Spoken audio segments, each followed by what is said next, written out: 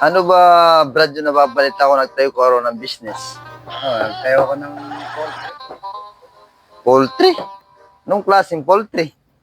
Poultry ng manok, wala ka namang poultry ng baboy. Ay, hindi. Ang ibig ko sabihin, poultry ng bibe, poultry ng pato. Pero, Brad, doon sa tinayo kong poultry, bibili ko eh. Paano mo nasabi naman bibilib? Abay, isang manok, kung mangitlog sa umaga, 6. Pagdating ng hapon, 6 din. 6 sa umaga? 6 din sa hapon? Ano pinapatuka mo? Palay at mais, pinaghalo. Walang kwenta yan. Sisiw yan. 6 na sa umaga, 6 na din sa gabi, wala pa rin kwenta. Aba yung manok ng tiyuhin ko, kung mangitlog. 6 na dosena sa umaga, 6 na dosena sa gabi. Yan naman ang kalokohan. Eh yan ang sinasabi ko sa'yo. Anong pinapatukan nyo? Puro mani. Paano nangyari yun?